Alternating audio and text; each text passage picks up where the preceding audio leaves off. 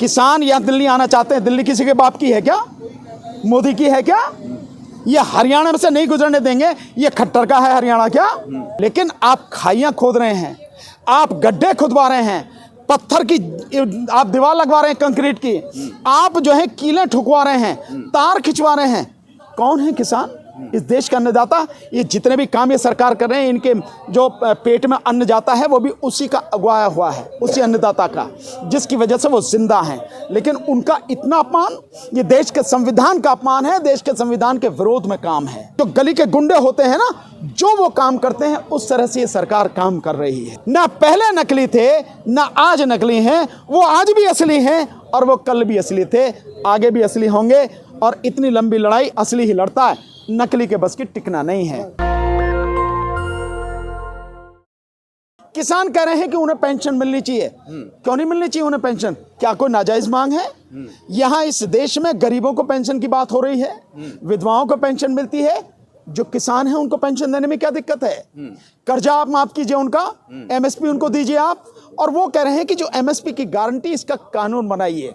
मैं एक कदम और आगे चल के कहता हूं, केवल कानून नहीं बनाइए बल्कि कानून बना के इनके इस कानून को 9वीं अनुसूची में डालिए, ताकि कोई सरकार इसमें भी कोई हेरफेर कर ना सके। किसान कह रहे हैं कि भाई जो मुकदमे, जो मतलब वो लखीमपुर खीरी में किसानों को कुचल दिया गया गृह राज्य मंत्री के बेटे के द्वारा, गृह राज्य मंत्री का इस्तीफा हो, उसकी सजा हो, और वहां जो लोग जिनकी मौत हुई है, जिनको चोट लगी, उनको मुआवजा मिले और उनके परिवार को जो है नौकरी मिलनी चाहिए। ये उनकी डिमांड है। इसके अलावा उनकी डिमांड है कि जो नकली खाद, नकली बीज, नकली दवाइयाँ, पेस्टिसाइड ये जो हो रहे हैं, सरकार इस पर रोक लगाए। इसकी तो मांग करने की ज़रूरत ही नहीं है, सरकार को अपने आप ये सारा काम करना चाहिए। लेकिन सरकार अगर अपने आप ये काम नहीं कर रही है और किसानों को ये बात कहनी पड़ रही है, तो किसानों का सरकार को आभार व्यक्त करना चाहिए कि तुम्हारी आंखें खोलने के लिए वो सारी बात बता रहे हैं तुम्हें। तो ये उनकी डिमांड है। एक उनकी बहुत और एक डिमांड है, और वो ये कह रहे हैं कि जो आप मनरेगा में मजदूरों को जो काम दे रहे हैं, आप कह रहे हैं 100 दिन का काम, जबकि 100 दिन का काम मिलता नहीं है। काम बड़ी मुश्किल से 50 दिन का भी नहीं मिल पाता, और वो भी चंद लोगों को। हालांकि मनरेगा में जो जॉब कार्ड वगैरह, उनकी संख्या तो 25 करोड़ के लगभग है। उसमें से कितनों को काम मिलता है ये आप टिप्स पर गिन सकते हैं, उतने लोगों को, और उन्हें भी आप 50 दिन से ज़्यादा का काम नहीं दे पाते। सो उनकी डिमांड है कि मजदूरों को बाकायदा 200 दिन का काम मिलना चाहिए, इसकी गारंटी होनी चाहिए। और जो उन्हें प्रतिदिन का जो वेतन मिलता है, वो जो वेतन है, जो उनकी मजदूरी है, वो मजदूरी 200-250 रुपए के बजाय जो आज की तारीख में है वो 700 रुपये होनी चाहिए। तो बिल्कुल जायज़ डिमांड है। और एक और डिमांड मैं समझता हूँ सरकार को कहना पड़ रहा है, किसान कह रहे हैं सरकार से, ये तो सरकार को खुद ही सोचना चाहिए। लेकिन जो सरकार अडानी अंबानी उनकी चौखट की गुलामी कर रही है, जो प्रधानमंत्री अडानी के साथ में खड़ा होकर इस देश के जो जंगल हैं, जल जंगल जमीन आदिवासियों से छीनकर जंगलों को हरदेपुरा का जो जंगल है, हर्षदेपुरा का जो जंगल है, जिस तरह से काटा जा रहा है, अडानी को दे दिया गया है, उन सबको रोके और वहां पर अनुसूची 5 उसको लागू करे। वो सारी की सारी जो चीजें हो रही हैं, और आदिवासियों की जल जंगल जमीन से छेड़छाड़ ना हो, ये उनकी डिमांड है। सारी की सारी डिमांड उनकी बहुत जायज है, क्योंकि आदिवासी भी तो किसान है नहीं है? मजदूर किसान का एक अभिन्न अंग है, अभिन्न अंग, जो मनरेगा के रूप में या कहीं भी काम करता है। इस देश में 14 करोड़ 64 लाख किसान परिवार हैं, साथ में 10 करोड़ खेतीहर मजदूर हैं जो खेती में ही काम करते हैं। कुल मिला के 25 करोड़ परिवार, यानी लगभग 100 करोड़ के लगभग किसान और मजदूर इस देश में हैं, जो जमीन से जुड़े हुए हैं। इनके लिए वो लड़ रहे हैं। तो इन लोगों की बैरिकेडिंग है, लगता है अंदर घुस पाएंगे? बात ये नहीं है कि घुस पाएंगे नहीं घुस पाएंगे, बात ये है कि देश की सरकार, केंद्र सरकार और राज्य सरकार दोनों किस तरह से लोगों के संवैधानिक अधिकारों को कुचलने पर तुली हुई हैं। किसान यहाँ दिल्ली आना चाहते हैं। दिल्ली किसी के बाप की है क्या? मोदी की है क्या? ये हरियाणा में से नहीं गुजरने देंगे। ये खट्टर का है हरियाणा क्या? ये सारी की सारी जो सरकारें हैं, इनको देश के संविधान का सम्मान करते हुए संवैधानिक अधिकार लोगों के, उनका हनन ना हो, इसकी काम करना है। ये जिम्मेदारी है उनका, फर्ज है उनका। लेकिन आप खाइयां खोद रहे हैं, आप गड्ढे खुदवा रहे हैं, पत्थर की आप दीवार लगवा रहे हैं कंक्रीट की, आप जो है कीलें ठुकवा रहे हैं, तार खिंचवा रहे हैं। कौन है किसान?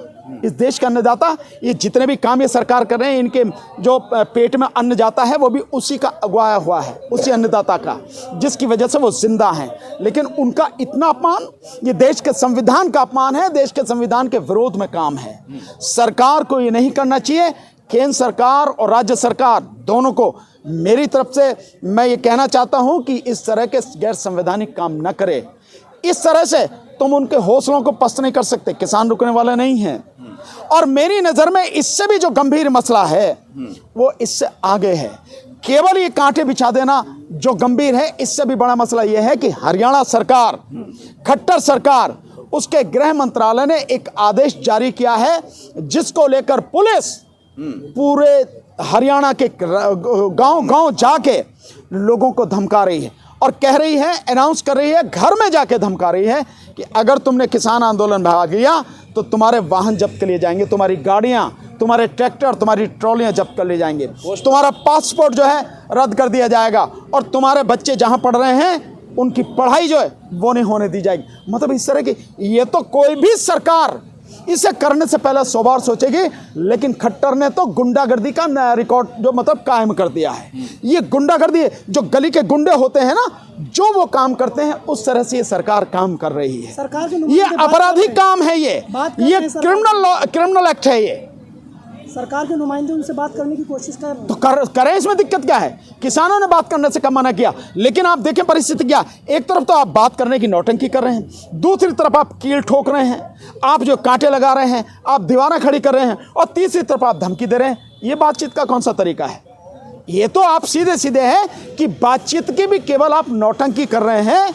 और जिस तरह से आपने जो ड्राइवर्स थे उनको मूर्ख बनाया, उन ड्राइवर्स को साथ में धोखा किया कि भाई हम ये कानून अभी लागू नहीं करेंगे। अरे आज लागू नहीं कर रहे, कल आप लागू कर देंगे तो क्या करेंगे? ड्राइवर क्या करेंगे?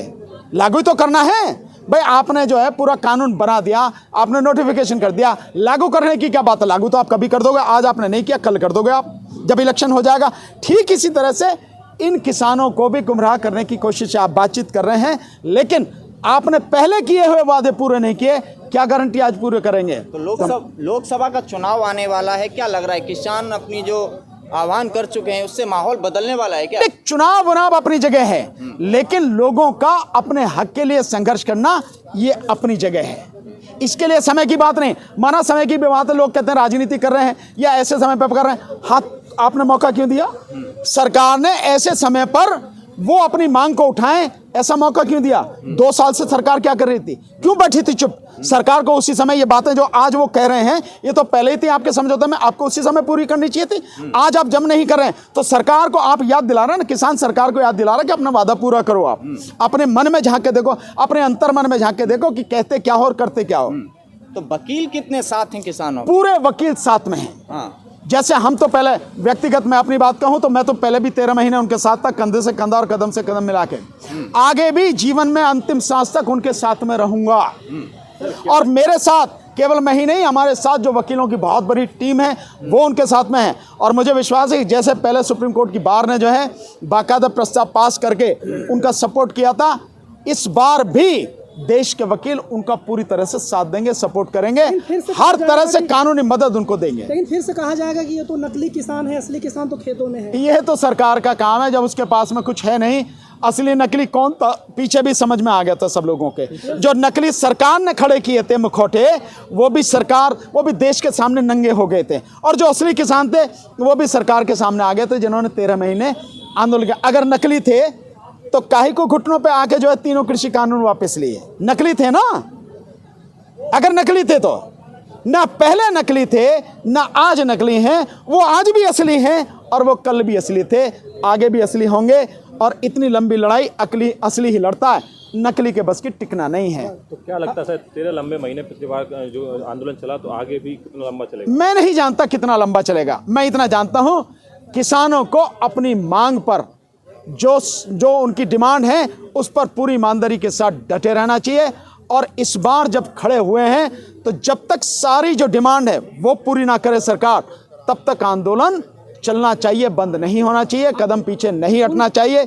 कदम पीछे नहीं हटना चाहिए। और सरकार कितनी भी कोशिश करे उन्हें गुमराह करने की, उन्हें गुमराह नहीं होना है, सरकार के झांसे में नहीं आना है। और आंदोलन पूरी तरह से जैसे पहले किया, संवैधानिक तरीके से, लोकतांत्रिक तरीके से और पूरी तरह शांतिपूर्वक तरीके से आंदोलन अंत तक अपनी मांगे पूरी होने तक चलाएं। इतना ही मेरा कहना है। प्रोटेस्ट का प्रधानमंत्री बचे अडानी अंबानी मेरे दो अनमोल रतन, और ऐसे भी छुपे हुए और रतन भी हैं, छोटे छोटे बड़े के भी प्रधानमंत्री हैं वो। मैं देखिए भारत की जनता के नौकर हैं वो। अब प्रधानमंत्री का पद भी तो जनता ने दिया उन्हें, लेकिन अगर कोई नौकर ठीक से काम ना करे तो नौकर तो रहता ही है ना, फिर भी वो प्रधानमंत्री तो हैं, परंतु वो ईमानदार प्रधानमंत्री नहीं। 18 घंटे काम कर रहे हैं 18 घंटे, अरे बाप रे बाप। अभी मैंने एक उनका वो सुना था, जो कोई वो किसी उस पे वो जो बोलते हैं ना हर हफ्ते आखिरी, उसमें ये बता रहे थे कि नींद लेनी चाहिए आराम से। नेशनल दस्तक की आपसे गुजारिश है कि अगर इसको बचाना चाहते हैं तो नेशनल दस्तक को सब्सक्राइब करने के लिए रेड कलर के सब्सक्राइब बटन को दबाएं, फिर बेल आइकन की घंटी दबाएं। नेशनल दस्तक को बचाने के लिए बहुत जरूरी है कि हर खबर को शेयर करें, लाइक करें, कमेंट जरूर करें।